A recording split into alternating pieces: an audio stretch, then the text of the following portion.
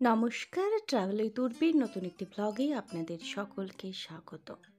আমরা কয়েকটা দিনের জন্য রাজগীর বেড়াতে গিয়েছিলাম, তারই ছোট ছোট অধ্যায় আপনাদের সামনে তুলে ধরব। প্রথমেই যেখানটিতে যাচ্ছি সেটি বিম্বিসার জেল নামে পরিচিত। পুত্র অজাতশত্রু পিতা বিম্বিসারকে এখানে বন্দি করে রেখেছিলেন।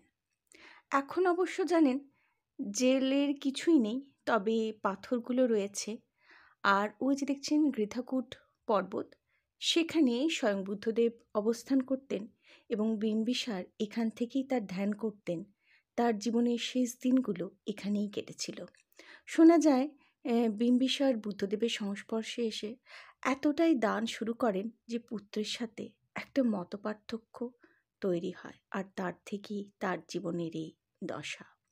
আর ওই যে দেখছেন এই যে এই জায়গাটি, এর নিচেই নাকি এখন চাপা পড়ে রয়েছে সেই জেলখানা। এই যে ভদ্রলোক, এনার কাছ থেকেই গল্পগুলো শুনছিলাম। আর এখন আমরা চলেছি জানেন জরাসন্ধের আখড়া দেখতে। জরাসন্ধের আখড়া মনে পড়ে সে মহাভারতের কথা। এখানে জরাসন্ধ আর ভীমের যুদ্ধ হচ্ছে, আর ওপরে বসে আছেন শ্রীকৃষ্ণ। তিনি কিন্তু এখানে ভীমকে সহায়তা করছেন। আর তারপরেই তার পাশেই রয়েছে, এখানে রয়েছে সোন ভাণ্ডার, যা নিয়ে অনেক গল্প কথা রয়েছে। তবে তার আগে আপনাদের একটু সময়টা বলে দিই। বিকেল 5টায় কিন্তু এটি বন্ধ হয়ে যায়। জরাসন্ধের আখড়াও কিন্তু তাই। এই হচ্ছে গুহার ভেতরের অংশ। আর এই যে দেখছেন লিপি, এটি সাংখ্য ভাষায় লেখা। এর পাঠোদ্ধার সম্ভব নয়, কারণ নালন্দা বিশ্ববিদ্যালয়ে সাংখ্য লিপিগুলি কিন্তু দগ্ধ হয়ে গিয়েছিল। তাই কোনোভাবেই আর সম্ভব নয় এর পাঠোদ্ধার।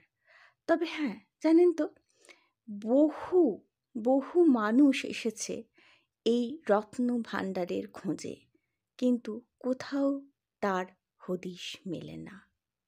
শোনা যায় জানেন এখানে ইংরেজরাও এসেছিলেন, কামান পর্যন্ত দেখেছেন, কিন্তু কোনোভাবেই এর দরজা কিন্তু খোলেনি। দেখতে পাচ্ছেন এইটি কিন্তু বিম্বিসারের সময়ের। এবং এইখানে রয়েছে মাতা, তার কোলে রয়েছে সন্তান। এর একটি মূর্তিও কিন্তু দেওয়াল এখন রয়েছে, কিন্তু অনেকটাই ক্ষয়ে গেছে। বিম্বিসারের পত্নী এক বৌদ্ধ ভিক্ষুকের সহায়তায় নাকি সমস্ত ধন সম্পদ অজাতশত্রুর হাত থেকে লুকিয়ে ফেলেন এই সোন ভাণ্ডারে। এর পাশে আরও একটি গুহা রয়েছে। আমরা সেই গুহাটিতে তো যাব, তার আগে চলুন গুহার ভেতরটা দেখে আসি। দেখেছেন ভেতরেও রয়েছে কীরকম লিপি। এগুলো কিন্তু একদম পাঠোদ্ধার করা যায়নি। তো যাই হোক, আমরা কিন্তু এগুলো দেখে যেন পুরনো দিনের অনেক ইতিহাস আজ চোখের সামনে দেখতে পাচ্ছি। আমরা ওখানে গাইড নিয়েছিলাম জানেন। আসলে কি হয়, গাইড হলে পুরো ব্যাপারটা তারা আমাদের বলে, আমরা বুঝি, এবং পুরো দেখাটা যেন সম্পূর্ণ হয়। এখানে একটি মূর্তি ছিল, বলছে সেটাও নাকি ওই খলজি আক্রমণে পুরো ক্ষতবিক্ষত করে দিয়েছে। তো এবং জানেন এর নিচেই গর্ত থেকে একটি বহু মূল্যবান মূর্তি সংগ্রহ করা হয়েছে, যা অবশ্য এখন মিউজিয়ামে রাখা রয়েছে। তো চলুন এরপরে পাশের গুহাটায় যাই। এই যে দেখেছেন এই গুহা নাকি সপ্তর্ণী বলে এক গুহা রয়েছে, পর্বতের গুহা, সেইখান পর্যন্ত গেছে।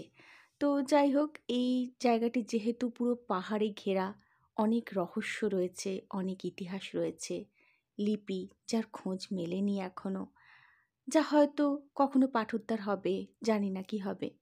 চলুন, এখন আমরা চলে এসেছি ব্রহ্মকুণ্ডে। শোনা যায় স্বয়ং ব্রহ্মা একদিন এখানে এসেছিলেন, এবং সেই জন্যই এই স্থান ভীষণ পবিত্র বলে মানা হয়। এর চারিদিকে না প্রচুর মন্দির রয়েছে, প্রচুর। তো আমরা এই ব্রহ্মকুণ্ডটি জানেন রয়েছে বৈভব পাহাড়ে, এবং এর পবিত্র জলধারা আসছে সপ্তর্ণী গুহা থেকে, সেখান থেকে আসছে সপ্তধারা। বৌদ্ধ এবং হিন্দুদের মধ্যে কথিত আছে এই ধারায় স্নান করলে নাকি সমস্ত রোগমুক্তি ঘটে। জানেন এখানে একটি ব্রহ্মার মূর্তিও রয়েছে। আমরা এখানে পৌঁছানোর পর আমাদেরকে কিন্তু বিভিন্ন মন্ত্রপাঠও করালো, পুজোও করালো। যাই হোক, এখানে জানেন তাপমাত্রা জলের সবসময় ওই 4.5 ডিগ্রি সেলসিয়াসের মতো থাকে। আজ এইসব দেখে বাড়ি তো ফিরবো, তার আগে ভাবলাম এত সুন্দর জায়গা, যাই না একটু গ্রামের পথ দিয়ে ঘুরে আসি। তো যাই হোক, সেইভাবেই ঘুরতে বেরিয়েছি আর কি। তো এরপর আমরা হোটেলে ঢুকে পড়বো আর একটু বিশ্রাম নেব, কাল আবার বেরোবো। ততক্ষণের জন্য ভালো থাকবেন, পাশে থাকবেন। নমস্কার।